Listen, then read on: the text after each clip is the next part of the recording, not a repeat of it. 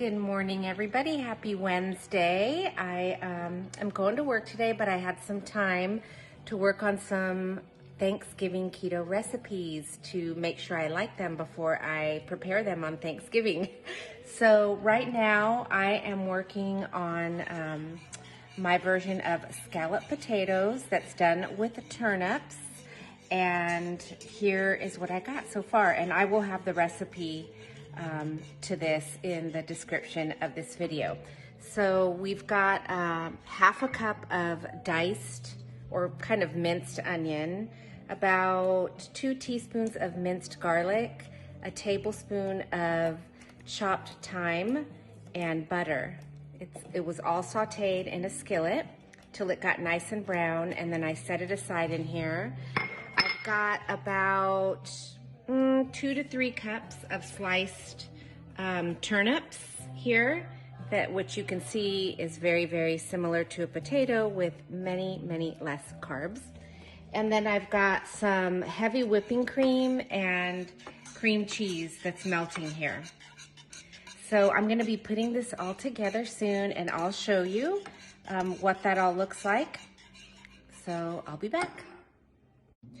And I also just added a little bit of salt and pepper to the cream cheese, a teaspoon of salt, and about a 1/4 teaspoon of pepper. Okay, y'all, so now I'm gonna start to prepare this dish. I'm gonna use the same skillet that I cooked the onions and the garlic and the thyme and the butter in. I've got about 3 tablespoons of cubed butter ready to go for this layering. It does have a little thyme on it that I was chopping on the board, but that's okay. And here we go. So we are just going to start layering this on the pan, like so, until I'm all done. I'm not doing a very good job, but it's all gonna taste fabulous. It's all gonna blend together. Okay, so there's my first layer. Then I'm going to take a little bit of the onion mixture and sprinkle that on top. Then I'm going to take some of this butter, and I'm just going to kind of put a few of the butter cubes in there, and then I'm going to repeat this 2 times. Okay, I've got my 3 layers of turnips, my onion mixture, and butter.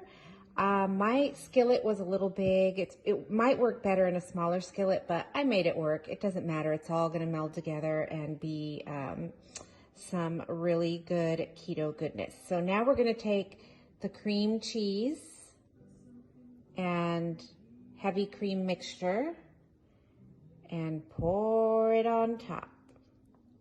Yum-y. By the way, my oven's been preheating at 350. So it is nice and warm. And then I am just going to spread this over this. Yum, yum, yum. This is going to be delicious. And then I have about a cup of shredded Parmesan cheese. I guess you could use grated if you want, but I just like the way the shredded melts. And I am going to just sprinkle that evenly over the top.